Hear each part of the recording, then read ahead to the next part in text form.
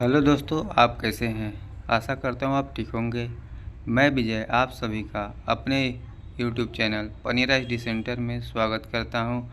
आज आप लोगों के लिए भारत गणराज्य हिंदुस्तान के बारे में कुछ महत्वपूर्ण जानकारी लेकर आया हूँ, जो आप लोगों के साथ साझा कर रहा हूँ।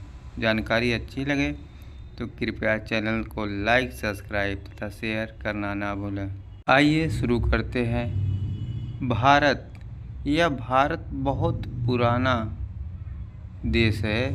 एक तरह से बोल सकते हैं कि सबसे पुरानी सभ्यताओं में भारत का विश्व में एक स्थान है, जिसमें बहुरंगी विविधता, समृद्ध संस्कृति विरासत है। इसके साथ ही यह अपने आप को बदलते हुए समय के साथ ढलती भी आई है। आज़ादी पाने के बाद भारत में बहुआयामी सामाजिक और आर्थिक प्रगति है। भारत कृषि पर निर्भर बन चुका था, लेकिन अब दुनिया के सबसे औद्योगिक क्षेत्रों में गिनती की जाती है। भारत विश्व का 7वां सबसे बड़ा देश है और जनसंख्या की दृष्टि से दूसरा सबसे बड़ा था, लेकिन 2023 की जनगणना के अनुसार यह स्थान प्रथम हो गया है। दक्षिण एशिया का एक भाग है। हिमालय द्वारा भारतीय पेनिनसुला का मुख्य भूमि एशिया से अलग किया गया है। दक्षिण पूर्व में बंगाल की खाड़ी, पश्चिम में अरब सागर तथा दक्षिण में हिंद महासागर से घिरा हुआ एक द्वीप, जिसका नाम भारत देश, आर्यभट्ट, हिंद। भारत की सर्वोच्च शक्ति सर्वोच्चतम न्यायालय के पास होती है। वैसे तो संसद की होती है, राष्ट्रपति की होती है, लेकिन कानूनी न्याय विभाग में सर्वोच्चतम न्यायालय के पास ही है। यह जो हरे रंग का ग्लोब में दिखाया गया है पृथ्वी पे, यह ही अपना भारत है। भारत पहले बहुत बड़ा हुआ करता था, बहुत सारे इसके टुकड़े हो गए, जिससे अलग अलग देश बन गए। अभी भी भारत अखंड भारत था पहले, अभी भी भारत भारत है, जो दुनिया का विश्व गुरु कहा जाता है। देश का पहले नाम जो था हिंदुस्तान था, आर्यभट्ट था, हिंद था, यह भरत था यानी भारत था।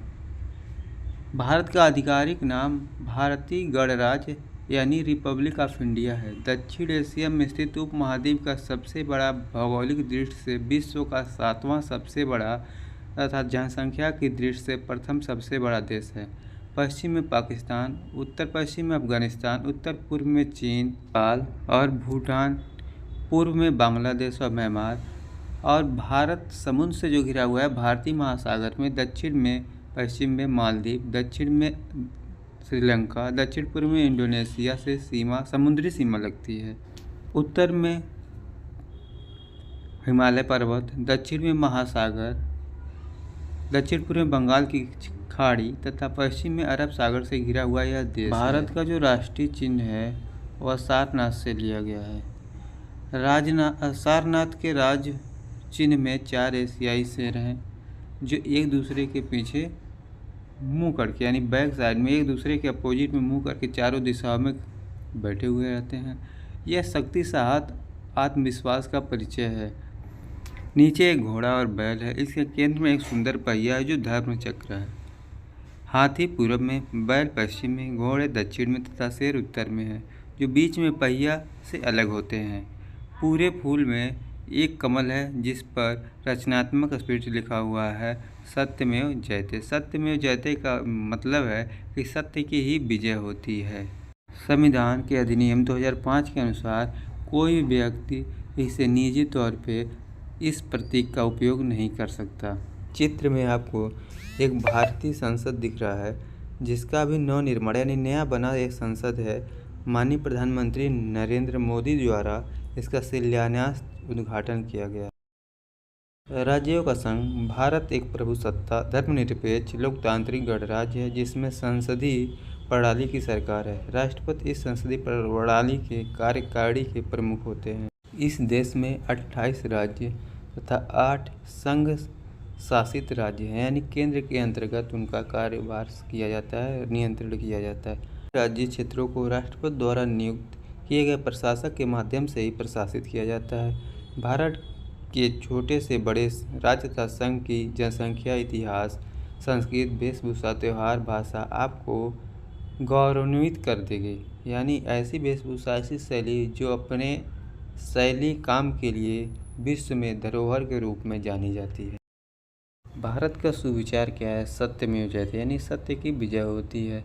इसके बाद भारत का राष्ट्रगान जनगण मन, यानी राष्ट्रीय जो राष्ट्रगान है वह जनगण मन है, जिसे रविन्द्रनाथ टैगोर द्वारा लिखा गया है और इसको 52 सेकंड में पूरा किया जाता है। 24 जनवरी 1950 को राष्ट्रगान को मतलब देश के लिए राष्ट्रगान घोषित किया गया। प्रथम बार 27 दिसंबर 1911 को कलकत्ता में कांग्रेस के अधिवेशन में हिंदी तथा बंगाली भाषा में गाया गया। राष्ट्रीय गीत वंदे मातरम, जो बंकिम चंद्र चटर्जी द्वारा आनंद मठ से लिया गया, इसको 65 सेकंड में गाया जाता है। अरविंद घोष ने राष्ट्रीय गीत को अंग्रेजी में रूपांतरित किया। देश की राजधानी दिल्ली है। दिल्ली राज्य में 11 जिले आते हैं जो केंद्र शासित राज्य है। सन 1911 में राजा पंचम ने देश की राजधानी को कोलकाता से दिल्ली स्थानांतरित किया तथा आदेश दिया कि देश का राजधानी दिल्ली होगा। इस देश की आधिकारिक भाषा हिंदी यानी मानक भाषा और अंग्रेजी है। स्थानीय भाषा 447 है तथा इस देश में विभिन्न धर्मों को मानने वाले लोग हैं, जिसमें 79.81% हिंदू, 14.2% मुस्लिम तथा 2.3% ईसाई तथा 1.7% सिख हैं। बाकी अन्य जातियां हैं। को अब हिंदू के बारे में बताते हैं। हिंदू शब्द एक परिभाषित शब्द है। यह इंडो आर्यन और संस्कृत से बना हुआ है। भारत के लोगों को हिंदुवान कहा जाता था क्योंकि यह सिंधु नदी के किनारे बसे हुए लोग थे। हिंदू का एक अर्थ और भी है जिसका नाम होता है सनातन। सनातन धर्म यानी शाश्वत धर्म, यानी जिसका सनातन धर्म का मतलब ही हुआ कि सत्य को बोलने वाला, जीवन में बढ़ने वाला, ऐसे धर्म का जो वैदिक धर्म को मानते हैं। वैदिक का मतलब हुआ जो वेद शास्त्रों से जन्म लेने वाले धर्म हैं, जो दूसरे को भला करने वाले हैं, किसी जीव को कष्ट न देने वाले हैं, ऐसे धर्म को हिंदू धर्म बोला जाता है। यदि कोई व्यक्ति ऐसे आचरण करता है तो वह किसी भी समुदाय का हो, वह हिंदू कहलाने के योग्य है। भारत और नेपाल में हिंदू बहुसंख्यक है। हिंदू ग्रंथों से पता चलता है कि इसकी उत्पत्ति इतिहास से परे है, यानी इतिहास में इसका कोई वर्णन नहीं है। राजा राम मोहन राय को हिंदू पुनर्जागरण का जनक माना जाता है। करते हैं भारत के राष्ट्रपति। 15वीं राष्ट्रपति श्रीमती द्रौपदी मुर्मू है। यह कार्यपालिका अध्यक्ष होती हैं। संविधान के 53वें अनुच्छेद में यह वर्णन है कि भारत का सबसे शक्तिशाली जो व्यक्ति होगा उसका नाम राष्ट्रपति होगा, वह राष्ट्रपति मनोनीत किया जाएगा। राष्ट्रपति के बाद उपराष्ट्रपति, जो भारत का दूसरा नागरिक होता है। यह कार्यकारिणी का दूसरा सबसे बड़ा पद होता है तथा राज्यसभा का यह अध्यक्ष होता है। इसके बाद आते हैं प्रधानमंत्री। समस्त केंद्रीय शक्तियाँ प्रधानमंत्री के हाथों में होती हैं और देश का दायित्व नेतृत्व करने वाला व्यक्ति प्रधानमंत्री होता है। देश से लेकर विदेश तक इनका ही दायित्व होता है। वर्तमान में प्रधानमंत्री नरेंद्र मोदी तथा प्रथम प्रधानमंत्री पंडित जवाहरलाल नेहरू थे। इसके बाद देश का सर्वोच्च पद होता है, वह होता है मुख्य न्यायाधीश। इनके हाथ में ही सर्वोच्च न्यायालय यानी देश का कानून व्यवस्था, न्याय व्यवस्था होता है। 50वें न्यायाधीश हैं धनंजय स्वर्ण चंद्रचूड़ तथा प्रथम है एच.के. कनिया। 1950 से इनको नियुक्त किया जा रहा है। जब से देश आज़ाद हुआ और संविधान लागू हुआ तभी से यह शासन व्यवस्था लागू की जाती है। बाद आता है लोकसभा, जिसे निम्न सदन बोला जाता है। ओम बिरला जो है इस समय वर्तमान में लोकसभा अध्यक्ष हैं तथा बलराम जाखड़ 9 साल 10 महीना 27 दिन सबसे ज़्यादा दिन तक रहने वाले लोकसभा अध्यक्ष हैं। इसके बाद आता है विधानमंडल, जिसमें कुल 788 सीट हैं, 543 लोकसभा तथा 245 राज्यसभा का। भारत का क्षेत्रफल 32,87,263 वर्ग किलोमीटर है तथा जल क्षेत्रफल 9.6 किलोमीटर है। जनसंख्या प्रथम 2023 के अनुसार यह विश्व का प्रथम देश बन गया है जनसंख्या के मामले में तथा जनसंख्या घनत्व 426 प्रति वर्ग किलोमीटर तथा विश्व में 30वां स्थान है। भारत की मुद्रा भारतीय रुपया होती है INR। यह देवनागरी लिपि से लिया गया है। यहाँ का समय 5.30 यानी 5.5 का प्लस होता है। दिनांक प्रारूप दिनांक, महीना तथा साल का होता है। यहाँ पे वाहन बाएं तरफ चलाए जाते हैं। 1 रुपये 100 पैसे के बराबर होता है तथा वित्तीय वर्ष 1 अप्रैल से 31 मार्च तक का एक वित्तीय वर्ष होता है। टेलीफोन कोड +91 होता है तथा भारत में 3 राष्ट्रीय दिवस मनाए जाते हैं 26 जनवरी गणतंत्र दिवस, 15 अगस्त स्वतंत्रता दिवस तथा 2 अक्टूबर महात्मा गांधी की जयंती के रूप में मनाया जाता है। सैन्य शक्ति ताकत में भारतीय नौसेना दुनिया की तीसरी बड़ी नौसेना है। भारत विश्व का सबसे बड़ा लोकतांत्रिक देश है। 6वां राष्ट्रीय मान्यता प्राप्त यहाँ पार्टियां हैं तथा 40 क्षेत्रीय पार्टियां, 28 राज्य हैं तथा 8 केंद्र शासित राज्य हैं। यहाँ की शासन व्यवस्था न्यायपालिका, कार्यपालिका तथा व्यवस्थापिका के पास होती है, यानी संसद के पास होती है। हमारे देश भारत का जो राष्ट्रीय झंडा है वह होता है तिरंगा, जिसमें 3 रंग होते हैं, केसरिया, सफ़ेद और हरा। बीच में एक चक्र होता है। सभी रंगों का अलग अलग पहचान होता है। भारत के राष्ट्रीय ध्वज को तिरंगा कहते हैं। 3 रंग की क्षैतिज पट्टियों वाले नीले रंग के एक चक्र द्वारा सुशोभित ध्वज है।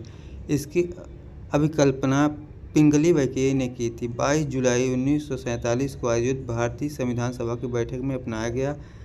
इसकी 3 चौड़ाई के समान पट्टियां होती हैं। इसकी अभिकल्पना पिंगली वैकेय ने की थी। 22 जुलाई 1947 को आयोजित भारतीय संविधान सभा की बैठक में इसे अपनाया गया। 3 समान चौड़ाई की पट्टियां हैं, जिसमें ऊपर केसरिया रंग जो देश की ताकत, साहस को दर्शाती है। बीच में श्वेत पट्टी तथा चक्र होता है जो शांति और सत्य का प्रतीक होता है। नीचे हरा रंग होता है जो शुभ, विकास तथा उर्वरता को दर्शाता है। ध्वज की लंबाई और चौड़ाई का अनुपात 3:2 के अनुपात में होता है। मध्य में गहरे रंग का एक चक्र होता है जिसमें 24 तिल्लियां होती है। प्रतीक है कि भारत निरंतर प्रगतिशील रहता है। ये सभी भारत से जुड़ी कुछ महत्वपूर्ण जानकारी आप लोगों के समझ साझा कर रहा हूँ। जानकारी मेरी अच्छी लगे अपने देश के प्रति तो आप लोग मेरे चैनल को लाइक, सब्सक्राइब तथा शेयर अवश्य करें। धन्यवाद। जय हिंद, जय भारत।